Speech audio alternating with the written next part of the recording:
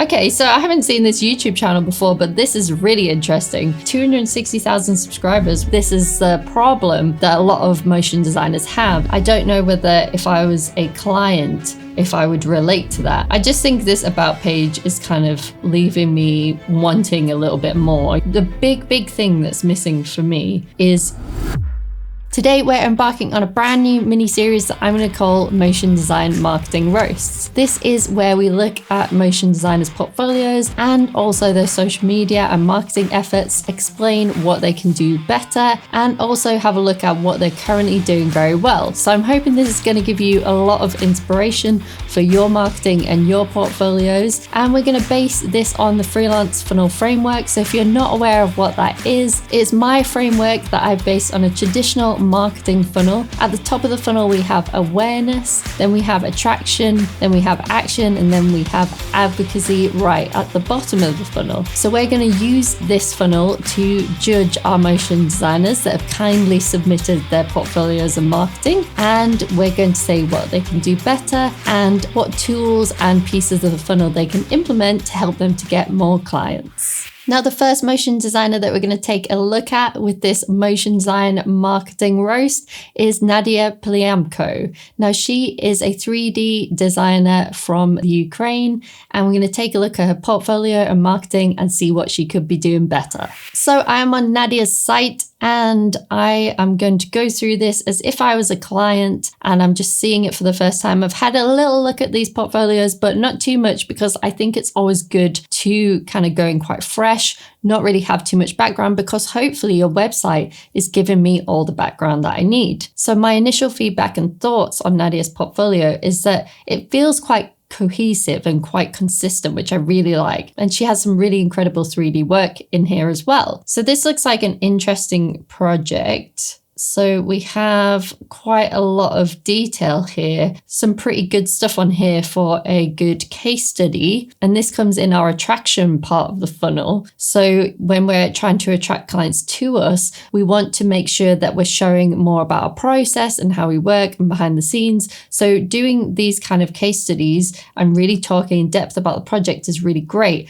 I just think that Nadia could potentially do a little bit better job of laying this out on the page, because she's giving quite a lot of info, but the text is quite hard to read. It's quite small. There's like so much info on here, almost I think a little bit too much. What I would think about is I would grab our case study worksheet, which we'll hopefully leave a link below this video for, and I would think about how you can break it up into, what was the problem that you were solving with this video? What was the solution that you came up with? What are some behind the scenes, and what were the results from the video? And also any testimonials and things like that, I think is always great. I really love this project that Nadia did for MTV. It shows that her work can be used in more of a commercial sense. It's really, really cool. I'd love to see what the results of this project were. So it was a project, I think, for the importance of women's fight for rights, which is really awesome. So what were MTV trying to do with this project? And, maybe how many views did it get and all of this kind of stuff. I think that would be really, really cool to see. What I would say is having Vimeo or YouTube or something like that on your website where it goes to other videos. So at the moment, it's just Nadia's videos, which is fine. But think about if this was showing different YouTube videos or different videos on Vimeo, you wouldn't want that. So make sure for your portfolio that you watch out for that as well.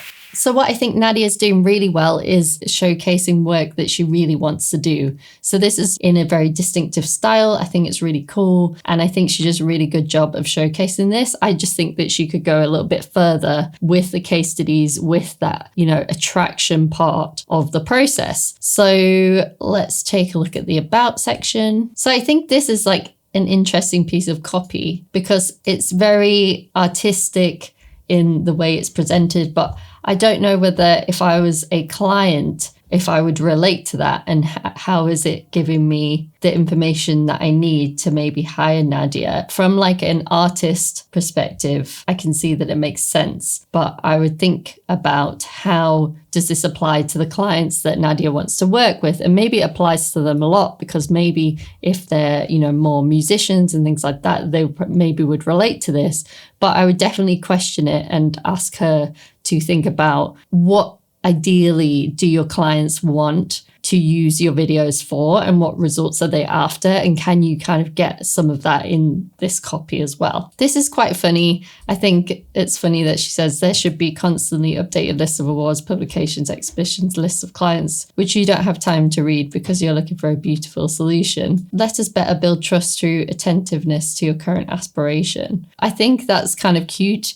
But then I think it makes me think, okay, but I still want to see like what you've done and like how are you building trust with that client? How are you further attracting them to you after they become aware of you? So I think I would think about this a little bit. I don't know, maybe there's something funny she can do here with like clicking on the awards and publications or something. There must be like a quirky way to do that. I just think this about page is kind of leaving me wanting a little bit more. I want to know a little bit more. Is this a studio? She mentions somewhere, I think, that she's building this with Daniel here. I think that might be on the LinkedIn page. We'll have a look at that in a bit. So I really think that should also be on this about page as well. I would think about how can you make this more kind of easy to get in touch with you. You might want to add a contact form as well. Potentially you want to just make this really big at the top so that you can make it easy for people to contact you. I think that one big thing that's missing from this website is just a big contact button. It doesn't have to be big, but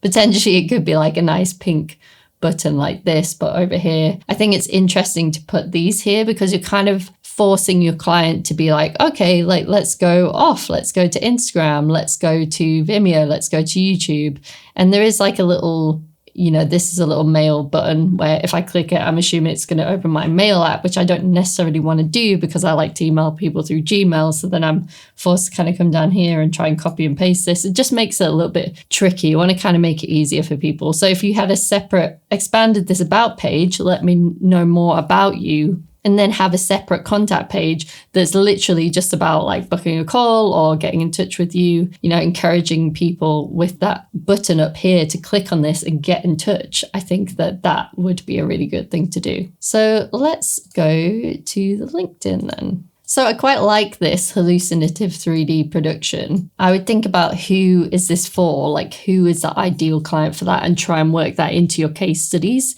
So like who would really love this type of work? How can you showcase more of that in your case studies and talk about more about the things that they're really after and that they want? Okay, this is where I saw since 2022, my partner Daniel and have joined forces. I think, this is kind of what more we wanted to know about on the about page as well, right? A little bit more in here. I think it's great they've got their email here. Just makes it really easy for people to connect. So I think it's cool that they've posted their reel. They haven't posted a lot of stuff. It is quite difficult at the moment to grow a company page on LinkedIn. It's not impossible, but I think it is obviously a little bit trickier than your own personal page. I would say that Nadia and Daniel want to think about how they can grow their social media like as a studio. They're kind of presenting as a studio. So I think I would make it more clear that that's what's going on. Why are they different from other studios? I think that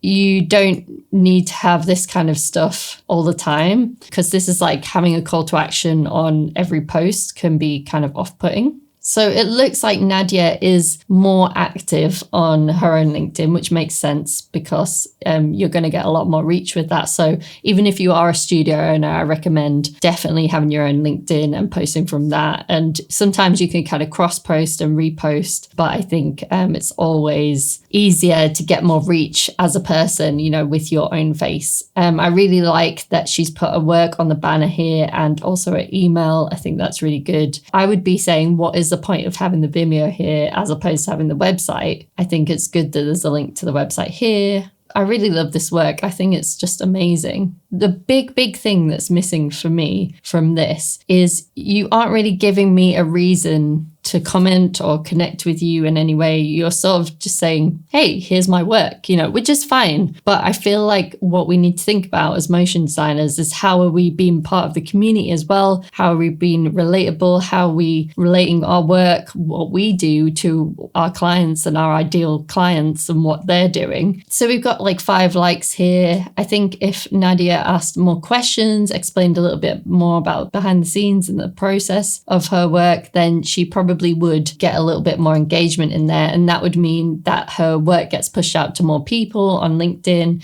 and potentially clients would want to connect with her there. So this is a really interesting post. And I think that Nadia's trying to explain her process and a little bit more about how she works. And she's trying to give a bit of value to the community, but I don't think that she's writing enough in the body of the post for us to really understand her point. And I think that she could elaborate a lot more on this and also ask for input from other people. So what I would say to Nadia is really follow the freelance funnel framework and think about your posts in terms of awareness. How can I create more posts that will make more people aware of me? Which basically means, how can I create more posts that will get more engagement, more interaction, and be more helpful for a wider audience? Then what I would encourage Nadia to do is think about more attraction posts. So she could go back to her awesome projects on her website and think about, okay, how can I break down this MTV post in a way that shows that I can have different types of posts, different behind the scenes, showing how I work, talk a bit more in depth about your process.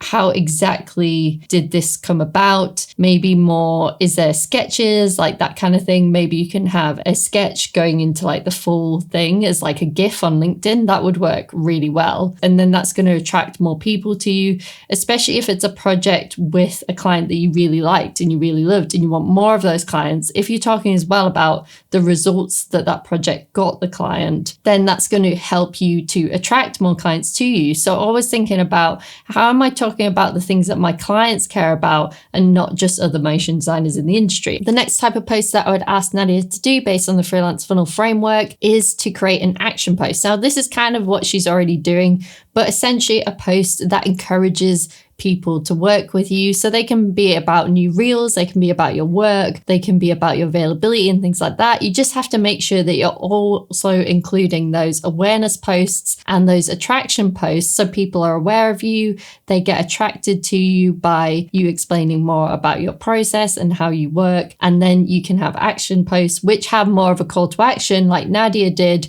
with saying you can reach out for a project and things like that, or maybe to book a call with her. Obviously, when you're using the freelance funnel framework, you don't just have to do this stuff online. You don't just have to do it on LinkedIn. You can really experiment with this and make this work for you and the type of ideal client you want. If you want me to help you to do this over the summer, we are doing a live version of our course Client Quest, and tickets are available now. So if you want to join me this summer and you want me to help you figure out how you can attract more clients to you on a regular basis, then you should check out the link below because tickets are on sale now. So now let's get back to Nadia's portfolio. So just following along here, I'm just going to click. Okay, so I haven't seen this YouTube channel before, but this is really interesting. So this YouTube channel has 260,000 subscribers, which is pretty cool. Okay, so this is Daniel,